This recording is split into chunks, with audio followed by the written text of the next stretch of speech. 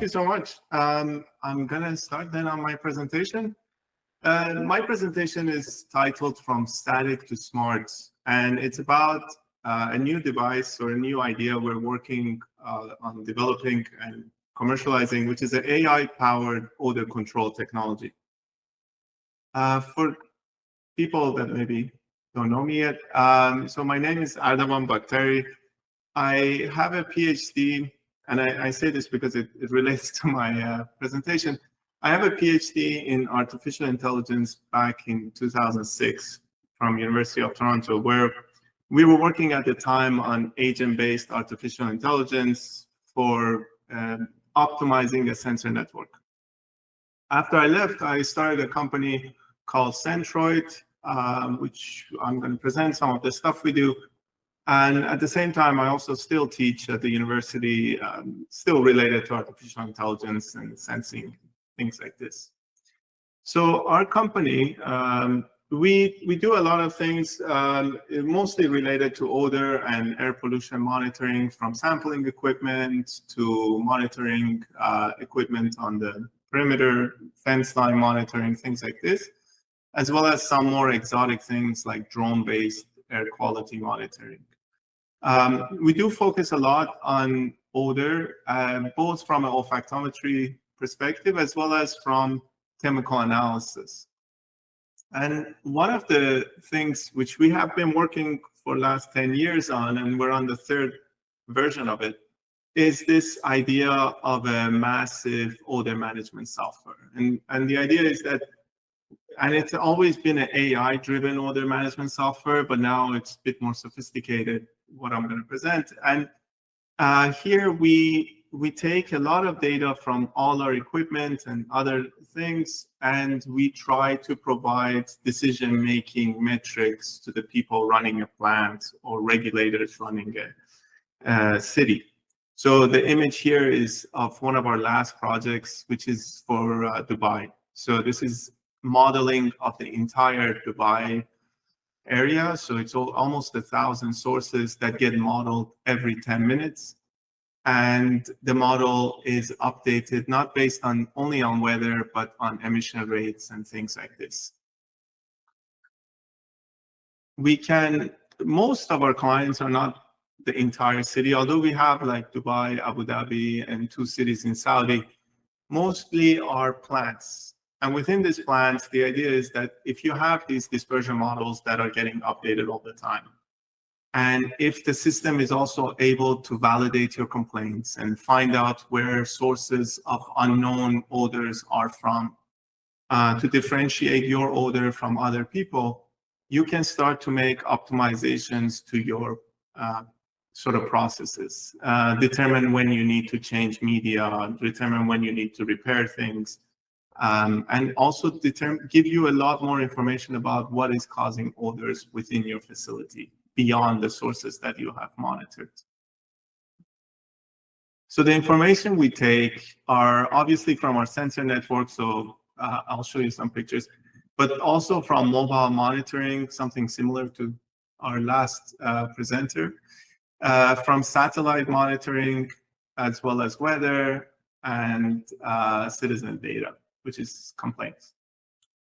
So from the equipment that we usually deploy would be, like, for example, these static monitors, which would go as ambient monitors, and we would then target certain pollutants. Like if it's a wastewater treatment plant, we want to target H2S, ammonia, DS, methyl mercaptans, things like that, that would be contributing to the odors coming from the wastewater treatment plant. Things from the network, like the device to monitor pressure fluctuations within the network, H2S emissions, and try to capture these variabilities within the network that may lead to the odors. And then as well as some instruments monitoring the sources directly from your OCUs, from exhaust fans and things like this.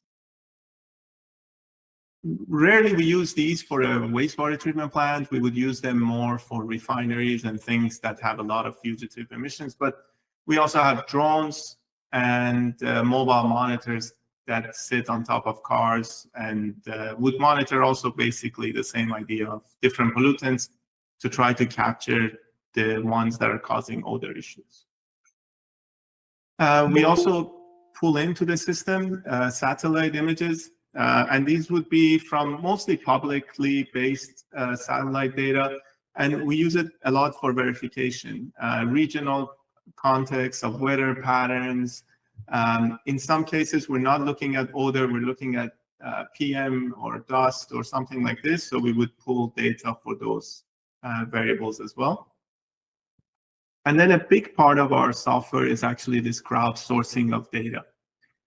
Here I'm showing the app which we use, so people can complain through the app. And the app is actually available everywhere, but we also release certain apps for example, Dubai. And you go and you complain, and the ingestion of your complaint all the way to its verification is automated through the system. And this sort of, we try to encourage people to complain. And that is only actually one way we crowdsource data. We actually harvest data through looking through social media as well. So through, for example, tweets or X, as it's called now, and taking what people say, for example, it really smells in downtown Toronto today, and taking that and trying to localize it and use it as a way to verify certain events, odor events. So we are crowdsourced from both social media as well as directly from people's complaints. And we also integrate plant process monitors, as well as, you know, a lot of times they have US EPA analyzers or other instruments that are not from us, but would give us very valuable data. So we take all these and we feed them into this AI core that I'm going to explain a little bit how it works. So because this was my PhD thesis, I kind of been working on this for a long time. Agent-based AI is a way to create sort of specialist agents or like AIs within a big framework. So you have this master AI, which is the master agent, and he is responsible for delegating tasks to these more specialized, well-trained agents. So for example, in ours, these are the main agents. There are other ones, but these are the ones that do most of the work. So for example, source estimation AI is one that we have trained, and it tries to estimate the emission rate from each source. How does it do it? It looks at the monitoring stations, it looks at the complaints, and it tries to adjust the emission rate so that after dispersion model, the model and the ground level try to match as closely as possible. There is complaint validation agents. There is even a dispersion modeling agent. So even the dispersion modeling is not a straight up just use AirMod. There is an agent that runs as well. And this is really to try to be able to do dispersion modeling every 10 minutes for hundreds of thousands of sources that our server is running. We actually run an AI that sort of predicts the dispersion model rather than just run full CalPOF, full AirMod each time. But one of the most important agents is the prediction agent. This one tries to predict how the odors will look an hour in advance, a day in advance, up to 4 days in advance. And it's doing it not just based on weather, but also taking into account the variability in your emission rate. So it's looking how temperature, humidity, plant processes, anything that it can figure out the pattern between that and the emission rate. And it tries to predict into the future. And it's this agent that we're going to sort of use for our smart OCU idea. So I think I went through some of these, but one of the main ones is the source monitoring. And this one gives our system a really important feature, which is our dispersion model every 10 minutes is not just a weather changing dispersion model. So it's not only related to changes in the weather, it actually tries to figure out the emission rate change every 10 minutes. And if you imagine like you're doing it for Dubai, 1,000 sources spread across a big city. the emission rates change so frequently that if you take a static model of when you went out and you sampled, and you run that after 6 months, especially the way, for example, Dubai, how fast it grows, it's going to be useless. So having this continuous learning so that the emission rate and the number of sources and how they are contributing to your overall odor becomes critical so that your model stays relevant 1 year, 2 years in advance. Doesn't mean you don't need to go and collect more ambient samples, source samples, but the number of samples you need to take becomes much less. So you just need to sort of maintain the system. There's also pattern recognition and clustering. I know we don't have a lot of time, so I won't go into the things, but this is also looking at odor signatures. So we have AIs trained to look at how the emission rate from each facility looks, and then try to, if there is an unknown emission coming somewhere, and they look and they say, okay, there's a high amount of benzene, but low amount of H2S. So this is definitely not a wastewater treatment plant. It's from whatever, right? Refinery or something like this. So the prediction, we went through it, but I'll go a little bit quicker because I think we're gonna run out of time. So this is the point of the smart OCU. The idea is that if I have OCUs within my plant, I would like to meet my odor targets, but at the same time minimize my operating expenses. What can I control? I can control the blower speed. I can bypass my carbon filter when I don't need to. And this way I can save on energy, I can save on carbon, but not exceed my odor threshold. So the only way you can do that is to use the predictive agent and determine when you don't really need to run at those peak performances and scale it back. It's difficult because biotrickling filters don't like change too much. The bacteria grow and the biological film on the media is set. If you ramp down and up too fast, you don't allow enough time for the biological part of this filter to build up and they just die down. So when we do these predictions, the AI that takes care of this optimization has to take into account how fast we can ramp up and down. And that's why we use the prediction rather than just the current time and current measurements. And so that is basically the idea here that we're doing. And we have a pilot project, which is a 36 kilowatt biotrickling filter, and it has a second stage scrubber. And we've been running it now for about 6 months.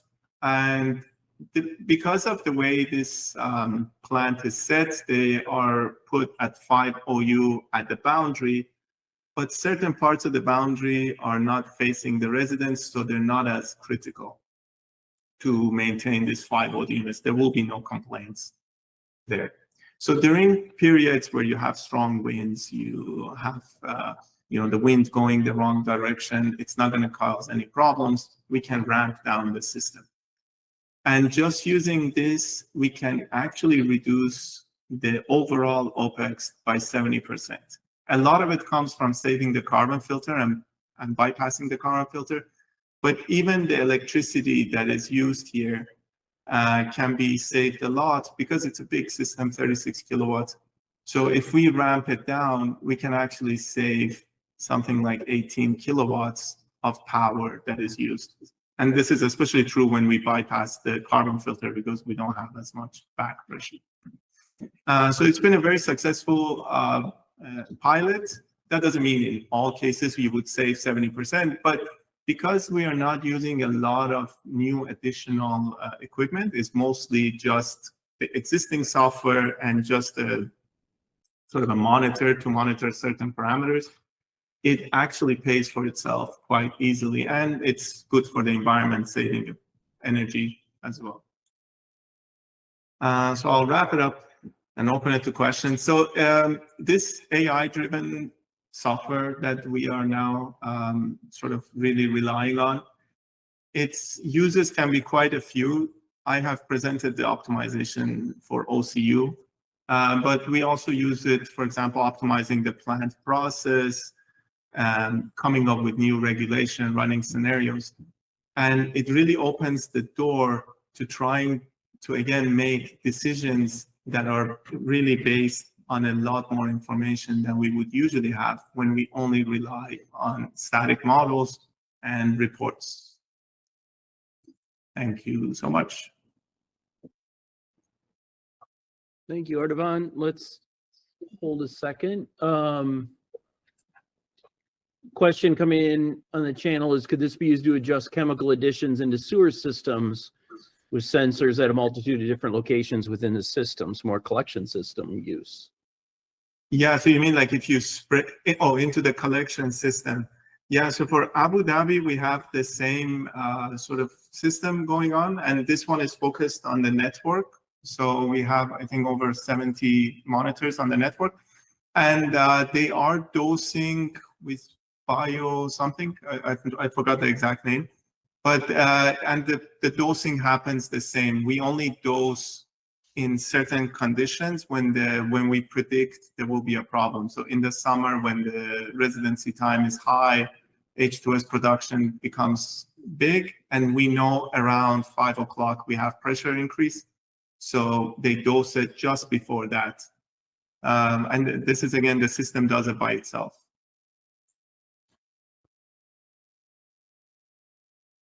Thank you for that. Just holding a minute, just because there's a little bit delay. I want to see if another pops up. We got a little bit. How accurately does AI predict emission rates? Did you look at that to validate emission rates? Yeah, so it as all things, it depends on the scenario of how many sensors and things we have. So we've been running this for 3 years on a plant in Toronto, a wastewater treatment plant. And in this wastewater treatment plant, some emission rates are directly monitored, like OCUs, and some, like clarifiers and stuff, are not directly monitored. And we've been going out and collecting just manually, like putting flux chambers and stuff. And we do have, in this case, pretty good, depending like around 20%, 25% variance between the emission rate model and what we get. If you have a lot of sources and not a lot of sensors, then the system will be not as accurate. So it all depends how the system is set up. But this is something we usually do at the beginning of the project to recommend. You need to put some sensors here. You have so many fugitive emission sources, or it's pretty straightforward. 3, 4 sensors might work well. Thank you for that.